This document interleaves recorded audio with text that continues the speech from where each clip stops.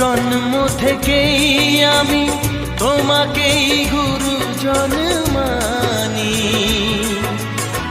তুমি বাবা তুমি মা, তাই আমি আজীবন জানি।